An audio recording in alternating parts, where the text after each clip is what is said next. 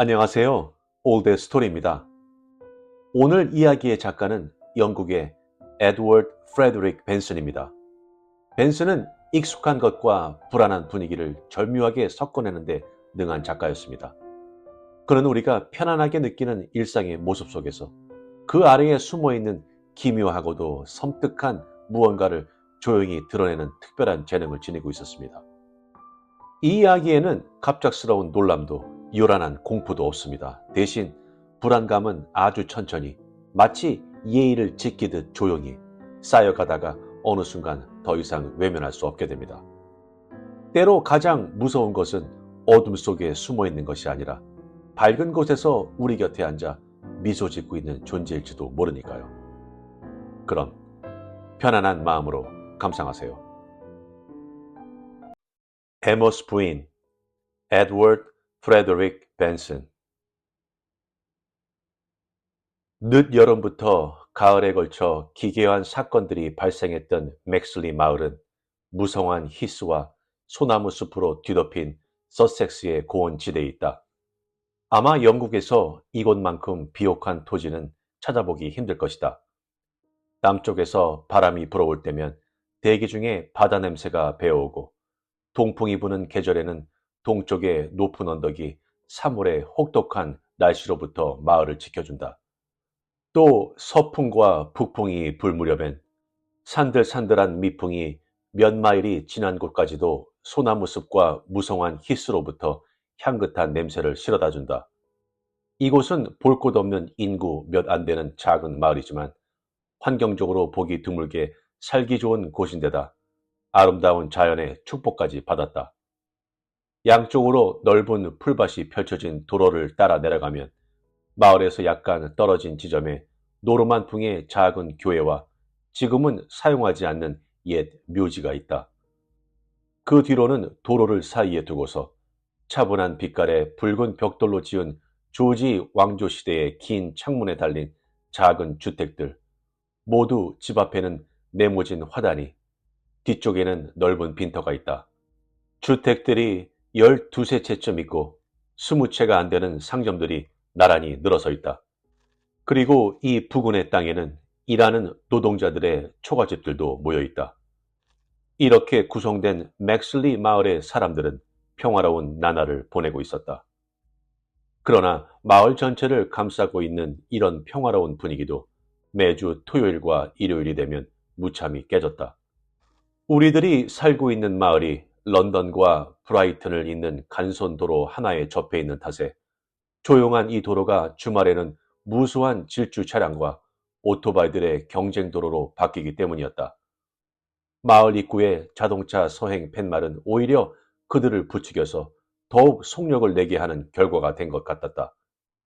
실제로 그 부근부터 도로가 일직선으로 뻗어서 앞이 훤히 내다보이기 때문에 운전자들이 속력을 늦춰야 할 까닭이 전혀 없었던 것이다. 한편 아스팔트 도로이므로 사실 주부들이 먼지 걱정을 할 필요는 없었는데도 항의의 표시를 하기 위해 모두들 자동차가 가까이 오면 손수건으로 입과 코를 막아 보이곤 했다.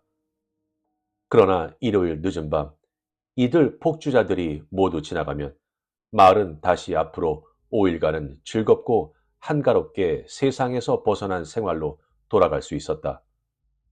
맥슬리 마을의 주민들은 마을에서 벗어나는 일이 좀처럼 없었으므로 나라 안을 소란스럽게 했던 철도 파업 당시에도 거의 영향을 받지 않았다.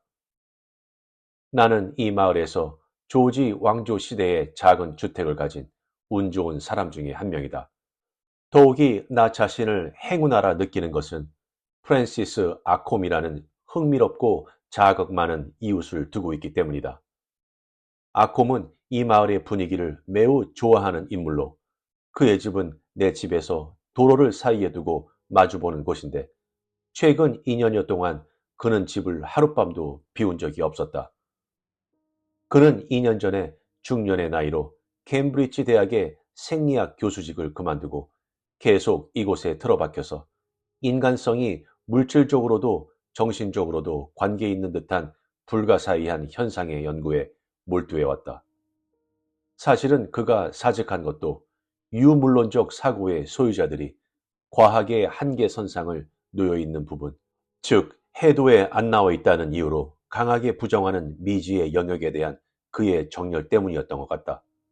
그가 이전부터 역설해 왔던 것은 의학 생도들에겐 어떤 종류의 최면술 시험에 패스할 의무를 지워야만 한다든가, 캠브리지 대학의 우등시험 문제에는 어떤 주제의 문항을 넣어야 하는가 등에 관해서였다. 가령 죽음이 닥쳤을 때 환영이 나타난다거나 유령 저택이 있다거나 흡혈귀와 같은 주제에 대해 학생들의 지식을 테스트할 필요가 있다는 것이다. 물론 학교 당국은 내 말에 귀도 기울이지 않았소. 아콤은 이 문제에 관해 내게 설명한 적이 있다. 캠브리지 같은 학문의 중심지일수록 진짜 지식을 두려워하는 법이지요. 그러나 이런 사상의 연구야말로 지식의 길이 있는 것입니다.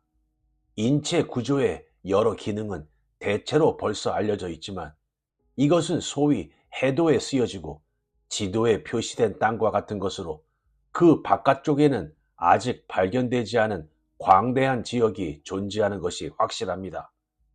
그리고 지식이 참다운 개척자란 경망하다고 세상 사람들이 욕을 하고 미신적이라며 비웃을지언정 위험까지 도사린 신비한 곳을 향해 돌진하려고 하는 사람들이지요.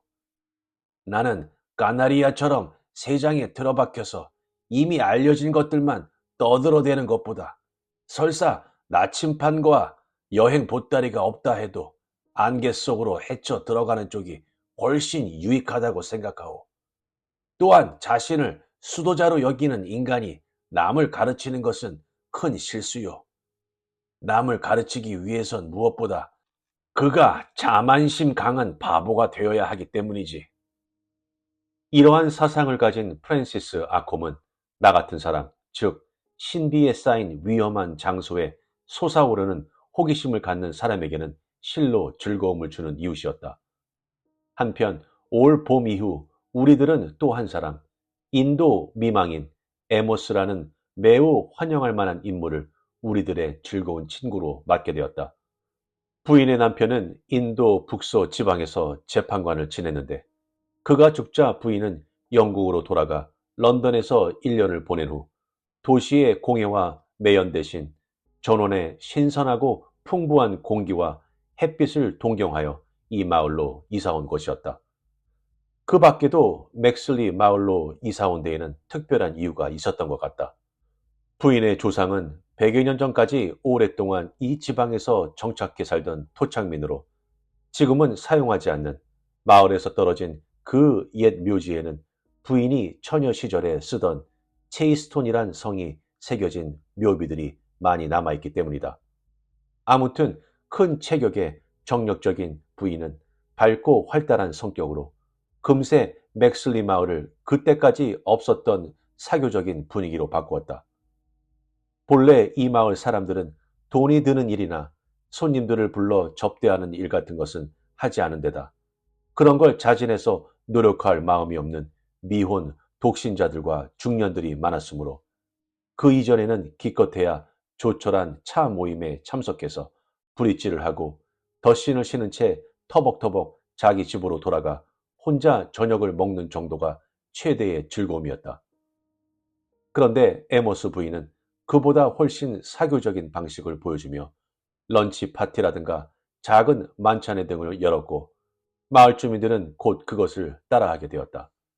또 이런 종류의 파티가 어디에서도 열리지 않는 밤에나 같은 독신자의 경우는 100야드도 떨어지지 않는 에모스 부인의 집에 전화를 걸어 저녁 식사 후에 피켓을 하러 가도 폐가 안 되는지 물어보곤 했는데 그러면 대개 꼭 오세요 라는 대답이었으므로 매우 유쾌했다.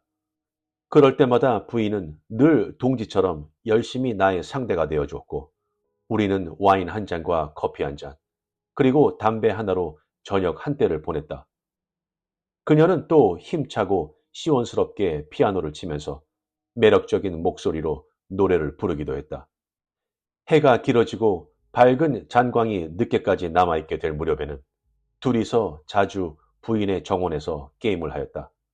그 정원은 불과 몇 개월 전까지 달팽이와 괄태충이의 서식지였는데 부인이 손수 여러 가지 화초가 피어있는 현란한 화원으로 가꾸었다. 부인은 언제나 생동감이 넘쳤고 즐거워 보였다. 그리고 모든 일에 흥미를 가졌으며 음악에도 원예에도 승부를 거는 일에도 뛰어난 기량을 보였다. 단 한 사람을 제외하고는 모든 사람들이 좋아했고 부인에게서 밝은 빛을 느꼈다.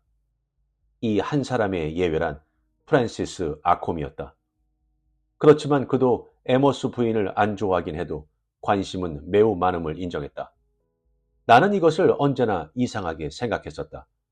왜냐하면 부인은 정말이지 쾌활하고 즐거워 보였으므로 불길한 억측이나 어두운 그림자를 불러일으킬 만한 어떠한 것도 전혀 느낄 수 없기 때문이다. 그만큼 건전하고 개방적인 모습을 보여주었다.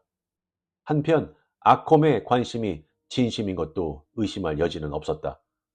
그가 끊임없이 부인을 지켜보며 면밀히 관찰한다는 것은 한눈으로도 알 수 있었다.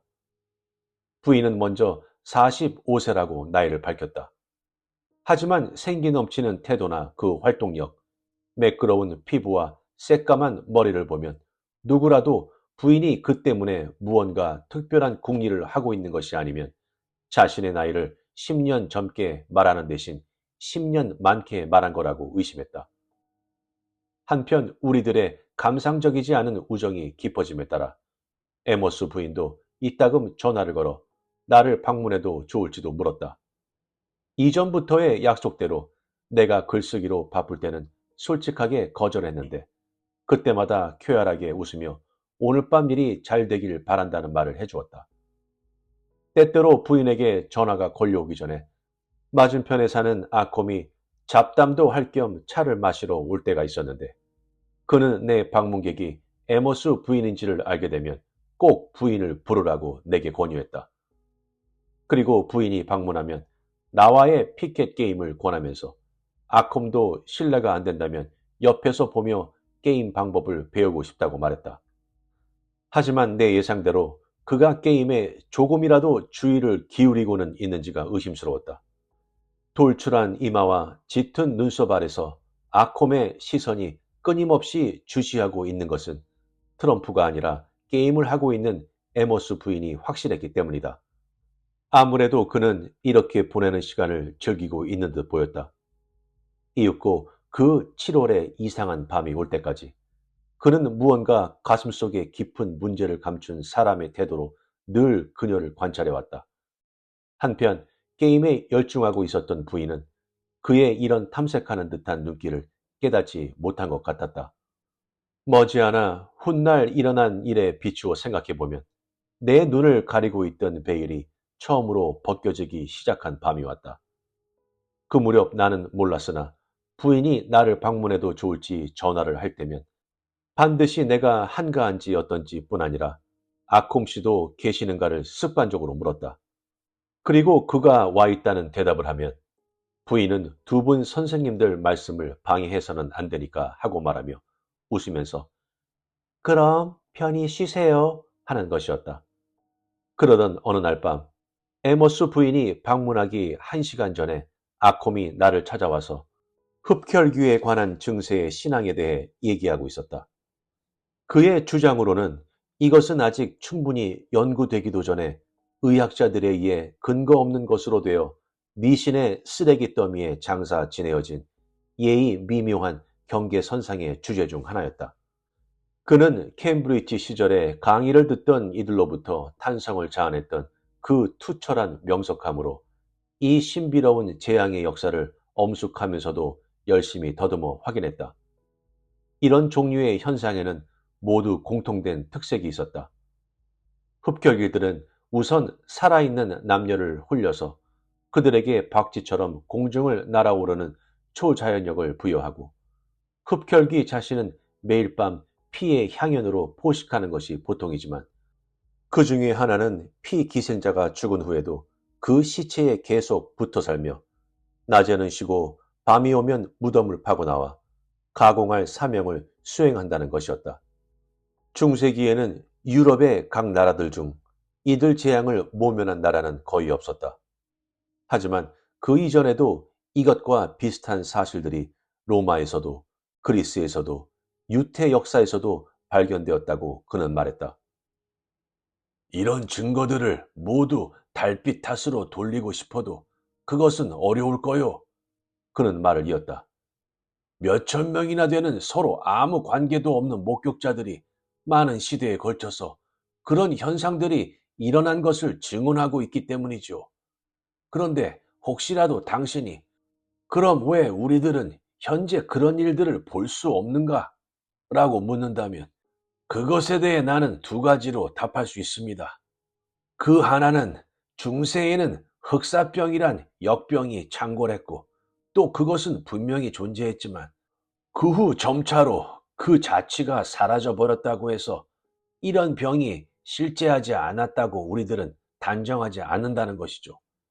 게다가 이 흑사병이 영국으로 건너가 노폭의 주민 다수를 쓰러뜨린 것과 마찬가지로 지금부터 300년 전 다름 아닌 이 지방에 흡혈귀의 행동이 갑자기 발생했던 것과 그 중심이 되었던 곳이 바로 여기 맥슬리 마을이었다라는 확실한 사실도 있어.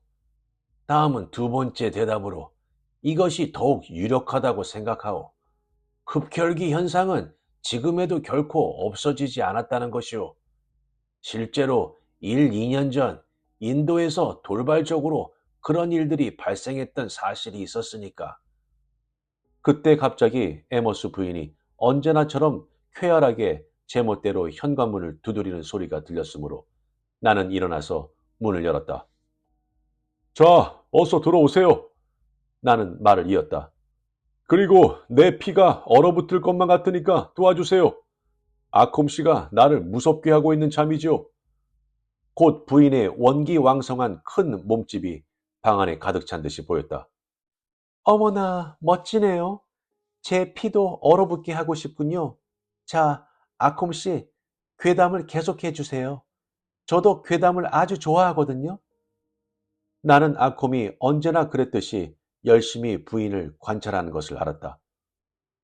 아니, 결코 괴담이 아닙니다. 그가 말을 이었다. 나는 단지 이 집주인에게 흡혈귀 현상은 지금도 없어지지 않았다는 것을 말하고 있었을 뿐이요. 불과 몇 년 전에 인도에서도 그런 일이 일어났다는 얘기를 하고 있었던 참이지요. 잠깐 동안 모두가 침묵이 주위를 지배하는 것을 느꼈다. 아콤이 부인을 관찰하고 있었다면 한편 부인도 입을 벌린 채 그를 가만히 바라보고 있는 것을 나는 깨달았다. 한데 갑자기 부인의 밝은 웃음소리가 상당히 긴장돼 있던 그 침묵을 깨뜨렸다. 어머, 말도 안 돼요. 그런 것이라면 도저히 제 피를 얼어붙게 만들 순 없답니다. 대체 그런 얘기는 어디서 들으셨죠, 아콤 씨?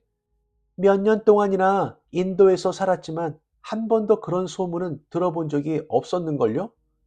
틀림없이 바자르 시장의 야담가들 중 누군가가 꾸며낸 걸 거예요. 그 사람들은 그런 일을 과장해서 말하기 마련이니까요. 아콤은 무언가 말하려고 했지만 그것을 억누르는 듯 했다. 그럴 수도 있겠군요. 그가 말했다. 하지만 그 밤은 무언가 우리들의 평소 평화롭고 사교적인 분위기를 흐트러뜨리고 에모스 부인의 원기에도 방해를 준 듯했다. 부인은 게임에도 전혀 흥미가 없는 듯 두 번을 끝내자 지체 없이 돌아갔다. 아콤도 계속 침묵을 지키며 부인 돌아갈 때까지 거의 말이 없었다. 운이 나빴소. 아콤은 말을 이었다. 왜냐하면 그 이상하기 짝이 없는 병이 부인과 그 남편이 살았던 베샤웰에서 갑자기 발생했기 때문이요. 그런데 나는 되물었다. 부인의 남편은 그때 희생되었던 사람들 중 한 명이었소. 그는 말을 이었다. 아까 얘기했을 땐 그 사실을 까맣게 잊고 있었지만 그 여름은 터무니없을 만큼 더위가 계속된 데다 비가 조금도 내리지 않았다. 그 때문에 맥슬리 마을 사람들은 가뭄으로 심하게 시달려 했을 뿐 아니라 한 번 물리면 계속 그 자리가 따끔거리며 아픈 독이 있고 커다란 검은 파리매 때문에 괴로움을 당했다. 그 녀석들은 날이 저물면 소리도 없이 날아와서 가만히 살갗에 앉기 때문에 따끔하는 통증을 느끼기 전에 그 누구도 전혀 알아채지 못했다. 어찌된 일인지 그것들은 사람의 손이나 얼굴을 물지 않고 언제나 목과 그 부근의 급소를 목표로 했다. 독이 퍼지면 물린 사람은 대개 일시적으로 갑상선종 증상을 나타내었다. 한편 그럭저럭 8월 중순이 되었을 때 이제부터 얘기할 기이한 병세를 보이는 최초의 환자가 생겼는데 마을 의사는 처음에 그 원인을 조금 전까지 말했던 그 독충한테 물린 데다 더위가 오래 계속되었기 때문이라고 진단했다. 그 환자는 에모스 부인이 부리는 정원사의 아들로 16살가량의 소년이었는데 빈혈로 인해 얼굴은 창백했고 피로 쇠약 증상에 심한 졸음 현상과 병적인 식욕 등을 나타냈다. 그 소년의 목 부분에 작게 물린 2개의 상처 자국이 있었으므로 로스 의사는 예의 그 파리매에 물린 것이라고 추측했지만 이상하게도 상처 주위에는 아무런 붓기나 염증도 보이지 않았다. 그때는 이미 더위도 고비를 넘겨 날씨가 신선해졌지만 소년의 병세는 조금도 좋아지지 않았다. 그리고 음식만 걸씬 들린 양 먹어치우는데도 흡사 가죽을 뒤집어 쓴 해고처럼 바짝바짝 말라갔다. 마침 그 무렵 내가 길에서 로스 의사를 만났을 때 환자에 대해 물었더니 그 소녀는 거의 위험 상태라고 알려주며 이번 환자의 증상에는 정말이지 당혹스러운 데다 자기로서는 기껏해야 악성 빈혈 정도로밖엔 진단할 수 없다고 고백했다. 그는 아콤 씨라면 이 문제에 뭔가 새로운 해결의 빛을 줄지도 모른다고 생각하지만 아콤 씨가 그 소년을 보는 것을 승낙해 줄지 모르겠다고 했기에 나는 그날 밤 아콤과 저녁 식사를 함께 하기로 한 자리에 의사에게도 참석하길 권했다. 아콤은 그날 밤 와서 얘기를 듣자 곧바로 자신의 기술을 의사에게 알려줄 것을 승낙했고 즉각 2사람은 집에서 나갔다. 이런 식으로 모처럼 맞은 저녁 때의 즐거움을 뺏긴 나는 에머스 부인에게 전화를 걸어 1시간 정도 실내해도 지장이 없을지를 물었다. 부인은 여느 때와 같이 어서 오라고 대답했다. 그런데 그날 밤은 피켓 후 음악을 하기까지의 시간이 평소의 2배 정도로 길어졌다. 이것은 그녀가 이미 절망적인 상태로 기괴한 병에 걸린 채 누워있는 소년의 일과 벌써 몇 차례나 영양있고 맛있는 음식들을 가지고 그를 문병 갔던 일에 대해 말했기 때문이다. 그러나 오늘 이 말을 하며 그녀의 다정한 눈엔 눈물이 글썽였다. 오늘 문병 갔는데 어쩌면 최후가 되는 것은 아니겠죠 라고 그녀는 말했다. 그녀와 아콤 사이의 반감을 알고 있었으므로 나는 아콤이 소년의 진찰을 위해 불려간 것은 그녀에게 말하지 않았다. 돌아올 때 부인은 밤 공기도 쓸 겸 전부터 읽고 싶다고 생각했던 원예 기사가 실린 잡지를 빌리기 위해 내 집 입구까지 따라왔다. 아, 얼마나 상쾌한 밤 공기인가요? 부인은 차가운 밤 공기를 한껏 들이마시며 말을 이었다. 밤 공기와 원예는 훌륭한 강장제이죠. 풍요로운 대지에 직접 닿는 일만큼 내게 자극적인 건 없거든요. 땅을 파서 읽을 때만큼 기분이 신선해지는 일은 없답니다. 손도 손톱도 새까맣게 되고 구두도 진흙투성이가 돼요. 부인은 즐거운 듯한 웃음소리를 냈다. 나는 대기와 땅을 몹시 사랑해요. 정말로 나는 죽는 것을 즐거움으로 여기고 있어요. 죽으면 땅에 묻히게 될 거고, 그러면 부드러운 흙으로 내 몸이 둘러싸일 수 있으니까요. 나부로 된 관 따윈 정말 질색이에요. 그래서 난 확실한 유언을 남겨뒀답니다. 하지만 공기는 어떻게 하죠? 글쎄요, 어쩔 수가 없네요. 누구도 모든 걸 다 가질 순 없으니까. 아 참, 잡지 정말 고마워요. 꼭 돌려드릴게요. 그럼 편히 쉬세요. 정원 손질 잊지 마시고요. 창문을 열어둔 채 주무세요. 그럼 절대로 빈혈 같은 건 안 생길 테니까. 나는 항상 창문을 열어둔 채 잡니다. 내가 말했다. 부인이 가고 나서 곧바로 나는 침실로 갔다. 침실 창문 하나는 길가 쪽으로 나 있었는데 옷을 갈아입으면서 창밖 그리 멀지 않는 곳에서 누군가가 말하는 소리를 들은 것 같았다. 그러나 별로 신경 쓰지 않은 채 불을 끈 후 잠자리에 들었는데 조금 전 에머스 부인과의 대화에서 삐뚤어진 암시를 받은 게 틀림없는 아주 무서운 꿈을 꿨다. 문득 눈을 떠보니 침실 창문 두 개가 모두 닫혀 있었다. 금방이라도 숨이 막힐 듯한 기분이 들어 침대에서 뛰어내려 방을 가로질러서 창문을 열러 갔다. 창에 내려져 있던 차양을 끌어올리려고 했던 나는 그 순간 소름 끼치는 공포, 악몽에 시달릴 때 느끼는 뭐라고 표현할 수 없는 공포를 느꼈다. 창밖의 어둠 속에서 창문에 딱 달라붙어 나를 향해 고개를 끄덕이며 웃고 있는 에모스 부인의 얼굴을 보았기 때문이다. 나는 그 공포에서 벗어나기 위해 황급히 차양을 원래대로 내려놓고 다른 쪽 창문으로 달려갔다. 하지만 그곳에도 역시 에모스 부인의 얼굴이 달라붙어 있었다. 갑자기 거센 당혹감이 밀려왔다. 자신은 지금 공기 없는 방 안에서 질식할 것 같은데 어떤 창문을 열려고 해도 에모스 부인의 얼굴이 소리도 없이 날아오는 그 검고 커다란 파리매처럼 떠 있는 것이다. 너무나 무서운 나머지 나도 모르게 목 졸려 죽는 듯한 비명을 지르면서 잠이 깨었는데 방 안은 시원하고 매우 조용했으며 창문 두 개가 모두 열려 있었고 차양도 올려 있었고 하늘에 떠 있는 반달이 침실의 잔잔한 장방향에 빛을 비추고 있었다. 그러나 눈을 뜨고 나서도 두려움은 좀처럼 사라지지 않았다. 그래서 잠시 침대 위에서 이리저리 뒤척이며 잠을 이루지 못했다. 악몽에 시달리기 전에 꽤 오랜 시간을 잤던 것 같다. 왜냐하면 그때 벌써 날이 거의 밝아왔고 동쪽 하늘에선 아침이 졸린 눈꺼풀을 열기 시작했기 때문이다. 나는 날이 밝은 후에도 늦게까지 다시 잤는데 일어나서 아래층에 내려가자마자 즉시 만날 수 있는지를 묻는 아콤의 전화를 받았다. 아콤은 뭔가에 마음을 뺏긴 듯한 왠지 기분 나쁜 표정으로 나를 찾아왔다. 나는 그가 빈 파이프를 입에 물고 있는 것을 깨달았다. 꼭 당신 도움을 얻고 싶은 일이 생겼소.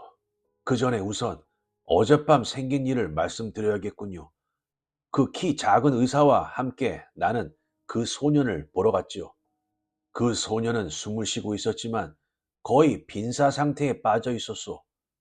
나는 한번 보고서 그 빈혈 증상이 무엇을 뜻하는지 마음속으로 진단 내렸소. 다른 것으로는 설명할 수가 없소. 그 소년은 흡혈귀의 희생물이 되었던 거요. 아콤은 내가 앉아있는 아침 식사 테이블에 가장자리에 빈 파이프를 놓고 팔짱을 낀 채 아래로 늘어져 덮인 눈썹 밑으로 나를 가만히 보았다. 여하튼 어젯밤 이야기로 돌아가면 나는 그 소년을 그 부친의 방에서 내 집으로 옮겨야 한다고 주장했지요. 그리고서 우리들이 소년을 들것에 실어 옮기던 도중에 놀랍게도 에머스 부인을 만나지 않았겠소. 부인은 우리들이 소년을 옮겨가는 것을 보고 매우 놀라는 듯했소. 도대체 왜 그렇게 놀랐던 것일까? 당신은 어떻게 생각하시오? 문득 전날 밤 꿈이 생각난 나는 오싹하면서 상식밖에 터무니없는 생각이 언뜻 떠올랐지만 곧 그것을 털어버리고 말했다. 글쎄요, 전 도무지 짐작이 안 가는군요. 그럼 그 후에 생긴 일을 이야기할 테니 들어보십시오. 나는 소년을 눕히고 그 방에 불을 모두 끈 후에 쭉 소년을 지키고 있었소. 그때 내가 잊어버리고 닫지 않았던 창문 하나가 조금 열려져 있었지요. 아마도 한밤중의 일이었을 겁니다. 밖에서 누군가 그 열려있던 창문을 더 열려는 듯한 소리가 났습니다. 대체 무슨 일인지 궁금해서. 왜냐하면 그 창문은 땅에서부터 20피트는 좋게 되는 높이에 있었기 때문에 나는 차양 한 구석에서 살짝 밖을 내다봤지요. 그런데 창밖으로 보였던 것은 다름 아닌 에머스 부인의 얼굴로 그녀는 한쪽 손을 창틀에 걸치고 있었소. 나는 가만히 다가가 갑자기 창문을 세게 닫았는데 그 순간에 분명히 부인의 손가락 끝이 창틀에 끼인 듯한 느낌이 들었소. 하지만 그런 일은 있을 수 없지 않습니까? 나는 강하게 반박하며 말을 이었다. 부인이 그런 식으로 공중에 떠 있을 수가 있단 말입니까? 또 무슨 목적으로 그녀가 거길 갔단 말입니까? 이제 그런 얘기는 그만두십시오. 또다시 어젯밤의 그 무서웠던 악몽의 기억이 아까보다 더욱 강하게 나를 사로잡았다. 나는 단지 내가 본 일을 말하고 있을 뿐이요. 그리고 부인은 새벽이 올 때까지 어떻게든 방 안으로 들어오려 하면서 기분 나쁜 박쥐처럼 창밖에서 바득거리고 있더군요. 그럼 내가 지금까지 말했던 걸 하나로 종합해 보기로 하죠. 그는 손가락을 접어 하나하나 세기 시작했다. 첫째는 그 소년이 지금 걸린 병과 같은 증상의 사람들이 최근 인도의 페샤월에서도 있었다는 점, 그리고 부인의 남편이 그 병으로 죽었다는 것이요. 둘째는 에머스 부인이 그 소년을 내 집으로 옮기는 것에 반대했던 점이고, 셋째로 부인의 몸 안에 붙어 사는 강력하고도 가공할 악마가 어떻게 해서든 방 안으로 들어오려고 했던 것을 알 수 있어. 게다가 중세에는 이 마을에 흡혈귀가 횡행했던 적도 있었음을 덧붙여 말하리다. 나는 이런 사실들로 추측하여 그 흡혈귀가 엘리자베스 체이스톤, 에머스 부인의 처녀 시절 이름을 기억하고 있겠지요. 그 엘리자베스 체이스톤이라는 것을 알았습니다.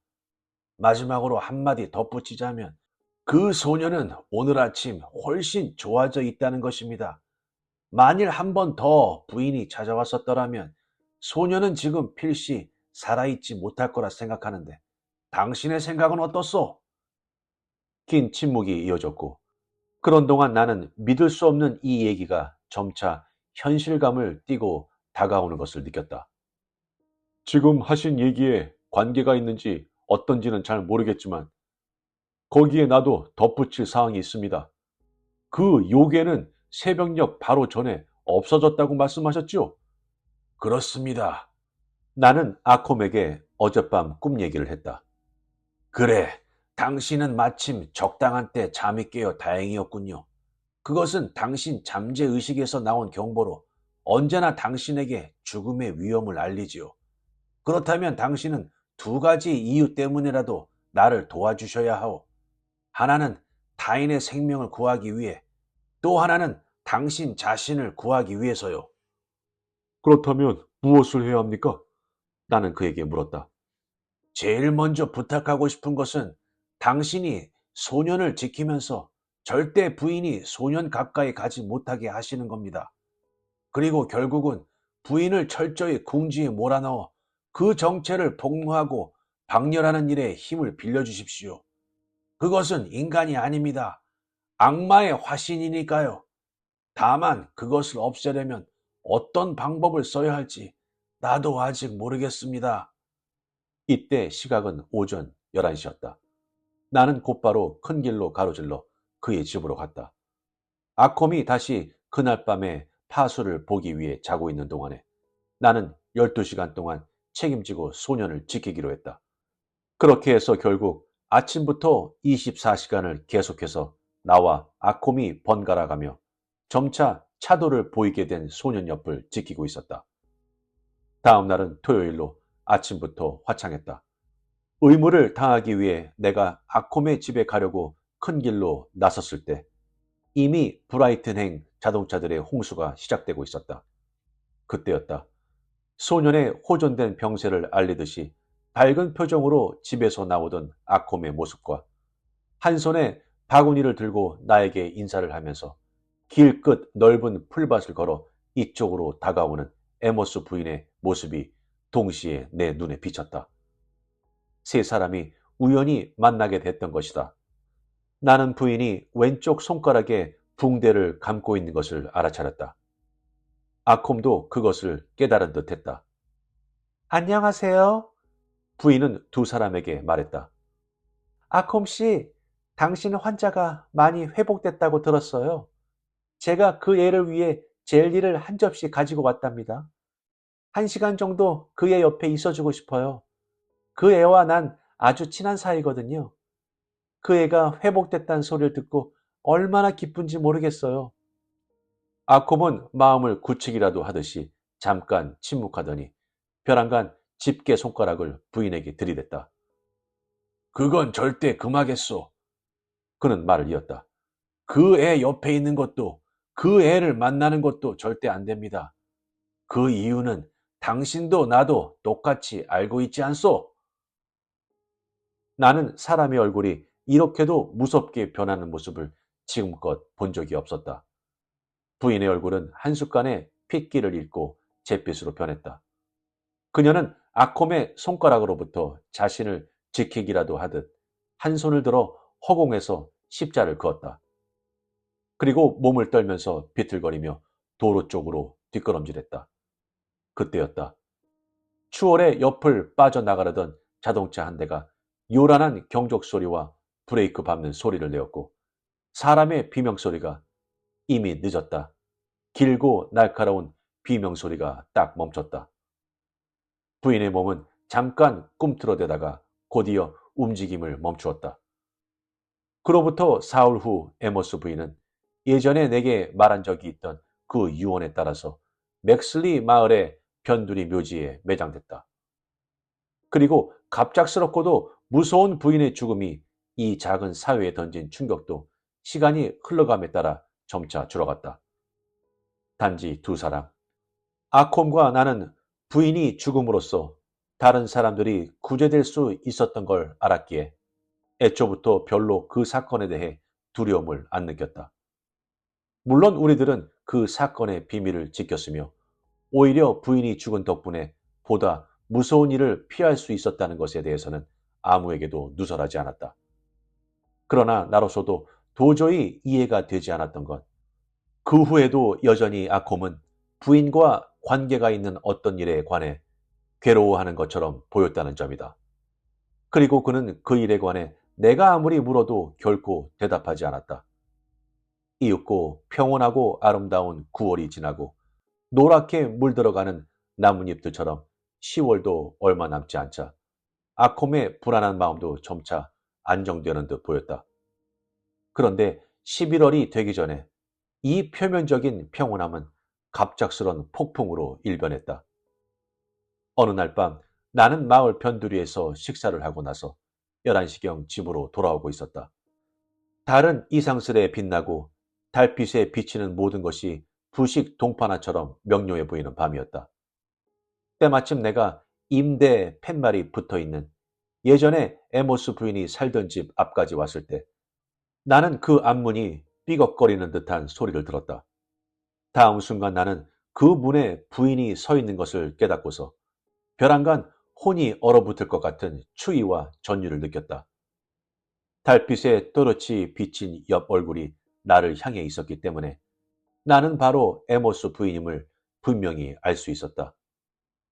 부인은 내가 있는 것을 눈치채지 못한 듯 급한 발걸음으로 도로를 가로질러 그대로 맞은편 집으로 들어갔다. 나는 마치 뛰어온 사슴처럼 숨을 헐떡이고 있었다.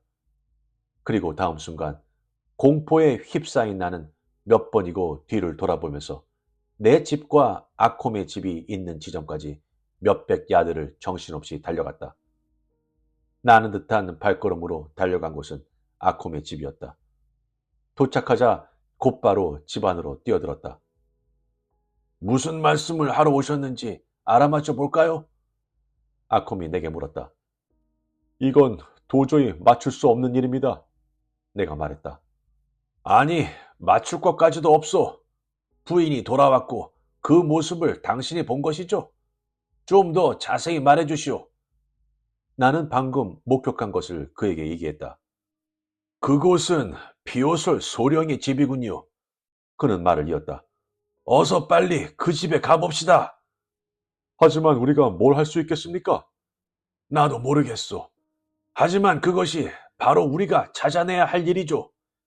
1분 후 우리들은 그 집 앞에 도착했다. 조금 전 내가 그곳을 지났을 때는 집안이 깜깜했는데 지금은 2층 창문에서 불빛이 흘러나오고 있었다. 집 앞에 섰을 때 현관문이 열리고 피오솔 소령이 나왔다. 소령은 우리들을 보더니 멈춰섰다. 이제 막 로스 의사 선생 댁에 가는 길입니다만. 소령은 말을 이었다. 아내가 갑자기 아파서요. 1시간 전에 침실로 갔는데 내가 2층에 올라가 보니 어찌된 일인지 유령처럼 창백해서는 굉장히 쇠약해져 있는 겁니다. 아내는 자고 있었을 뿐인데 그럼 바빠서 이만 실례하겠습니다. 잠깐만요, 소령. 부인의 목 부근에 무슨 상처가 없었습니까? 아콤이 물었다. 그걸 어떻게 아십니까? 2곳이 있었습니다. 그 지긋지긋한 파리매가 아내 목 언저리를 2번 문 것이 틀림없소. 아내는 피를 흘리고 있습니다. 누군가 지금 부인 옆에 있습니까? 아콤이 물었다. 그렇소. 한여를 시켜 옆에 있게 했소이다. 소령이 떠나자 아콤은 나를 보며 말했다. 이제 겨우 우리들이 해야 할 일을 알았소. 옷을 갈아입고 기다려 주시오. 나도 바로 당신 집으로 갈 테니. 그건 무슨 말입니까? 나중에 차차 얘기하지요. 우리들은 묘지에 갈 겁니다. 잠시 후 아콤은 손에 곡괭이와 삽, 드라이버를 들고 긴 로프를 어깨에 메고서 내 집에 왔다. 걸으면서 그는 이제부터 우리가 맞게 될 무서운 시간에 대해 그 윤곽을 설명해 주었다. 이제부터 내가 하는 말을 당신은 믿지 못할지도 모르겠소. 당신에겐 아마 너무 기괴한 얘기일 테니까. 하지만 날이 밝기 전에 이 얘기가 사실인지 아닌지는 분명히 밝혀질 거라 생각합니다. 실로 다행스럽게도 당신이 에머스 부인의 유령, 즉 영체가 그 가공할 짓을 하기 위해 나가는 모습을 목격했던 거요. 따라서 살아있을 때 부인의 몸 안에 살고 있던 흡혈귀가 죽은 후에 다시 부인을 소생시켜 세상에 불러냈다는 사실은 의심할 여지가 없지요. 그러나 이것은 별로 예외적인 일이 아닙니다. 사실 나는 부인이 죽고 나서 몇 주 동안 계속 이런 일을 예상했었지요. 만일 내 생각에 맞는다면 우리는 부인의 시신이 썩지도 않고 분해되지도 않은 것을 발견하게 될 것이요. 하지만 죽고 나서 벌써 2달이 돼가는데요? 내가 말했다. 설령 2년 전에 죽었다 해도 흡혈귀가 쓰여 있으면 마찬가지입니다. 그러니까 이제부터 어떤 일이 일어나든 그것은 자연의 이치에 따라 벌써 지금쯤은 묘지 풀밭에 거름이 되어 있어야 할 것이고 또 부인의 시체에 거짓된 생명을 주고 있는 뭐라고 말할 수도 없는 유해하고 사악한 마성한테 일어나는 일이라는 것을 아무쪼록 잊지 말아 주십시오. 도대체 무슨 일이 일어난다는 겁니까? 말씀드리죠. 우리들은 지금 그 흡혈귀가 에머스 부인의 몸을 빌려 무덤 밖으로 나온 것, 결국 먹을 것을 찾아 나온 것을 알고 있습니다. 그런데 그놈은 새벽이 오기 전에 반드시 묘지로 들어가 그녀의 무덤 안으로 들어가 길게 누워서 다시 송장의 형태로 변할 겁니다. 우리들은 기다리고 있다가 바로 그 때가 오면 부인의 시체를 파내야 합니다. 만일 내 생각이 틀림없다면 당신은 사람들 피를 빨아먹은 덕분으로 넘칠 것 같은 정력을 가진 살아있을 때와 똑같은 모습의 부인을 발견하게 될 것이요. 그리고 마침내 새벽이 와서 흡혈귀가 그 거처인 부인의 몸에서 빠져나올 수 없게 되면 나는 이것으로. 그는 손에 들고 있던 곡괭이를 보이며 말했다. 이것으로 심장을 파낼 작정이라오.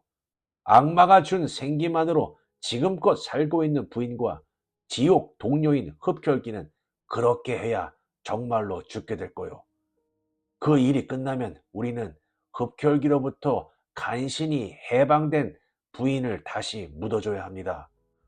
우리들은 이미 묘지에 와 있었다. 밝은 달빛 속에서 그녀의 무덤을 구별하는 것은 어렵지 않았다. 그 무덤은 작은 교회당에서 20야드쯤 되는 곳에 있었다.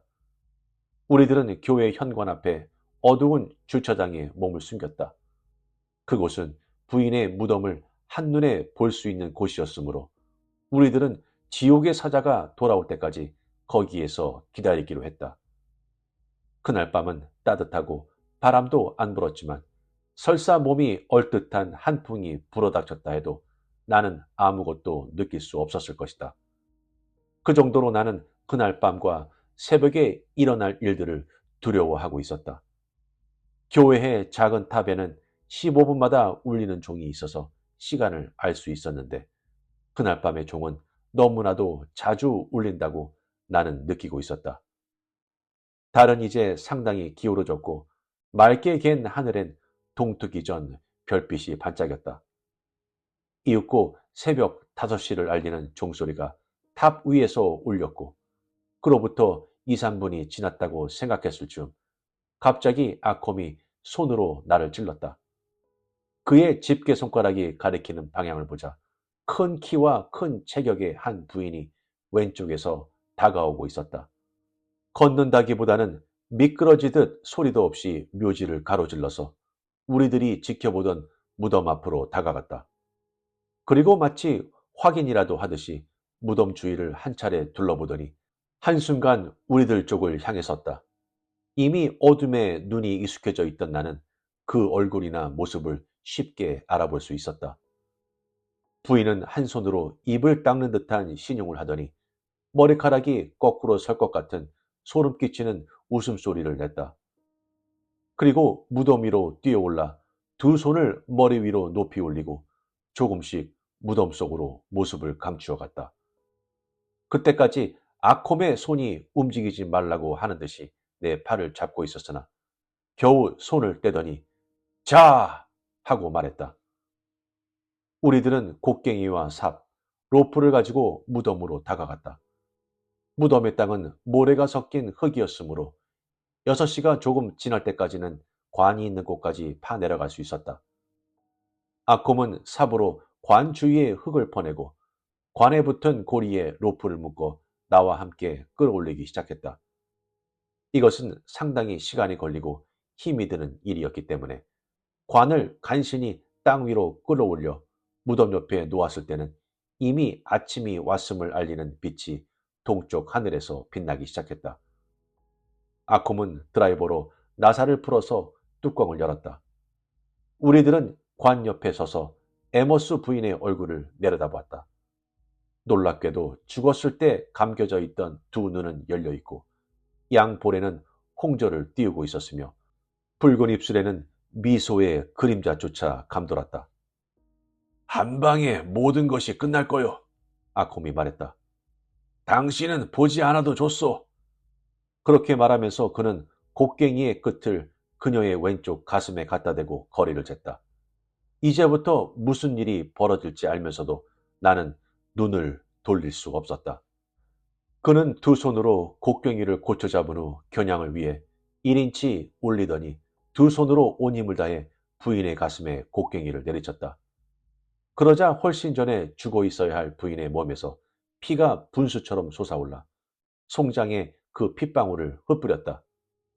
동시에 붉은 입술에선 길고도 소름 끼치게 하는 비명이 새어나왔고 그것은 사이렌의 포효처럼 주변 공기를 눌렀으나 이윽고 다시 고요해졌다. 동시에 번쩍이는 번개처럼 빠른 속도로 부인의 얼굴에 부피의 그림자가 나타나면서 잠시 후 얼굴은 잿빛으로 변했고 통통하던 뺨은 움푹 패였으며 입은 축 늘어졌다. 휴, 이제 겨우 끝났군. 아콤이 말하고 곧 바로 관 뚜껑을 다시 닫았다. 이미 아침은 와 있었고 우리들은 무엇에 홀린 사람처럼 정신없이 일을 하여 관을 제자리에 놓고 그 위에 삽으로 흙을 퍼 덮었다. 두 사람이 맥슬리 마을로 돌아오는 길에는 새들이 이른 아침 노래를 지저귀고 있었다.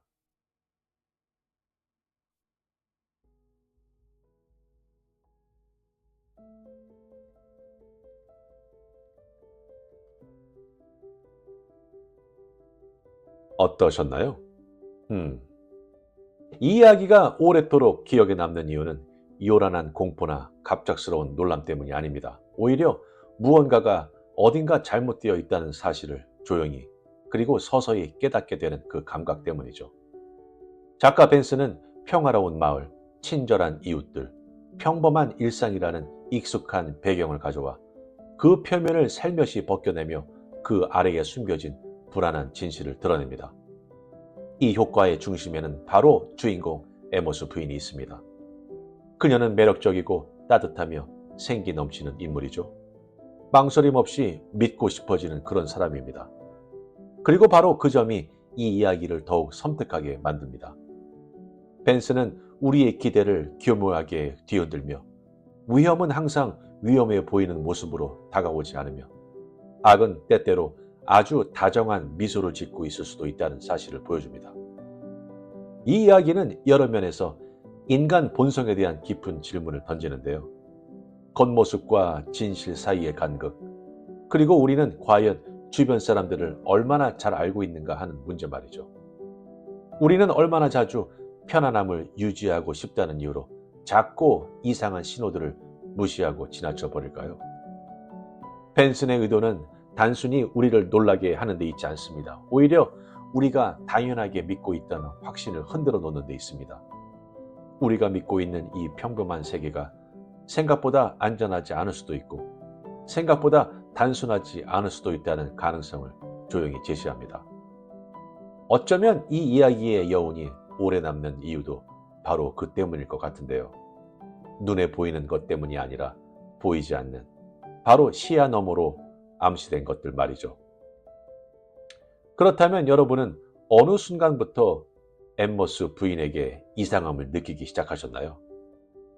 만약 그녀처럼 매력적이고 친절하며 늘 미소 짓는 사람이 옆집에 이사 온다면 두 팔 벌려 환영하시겠나요?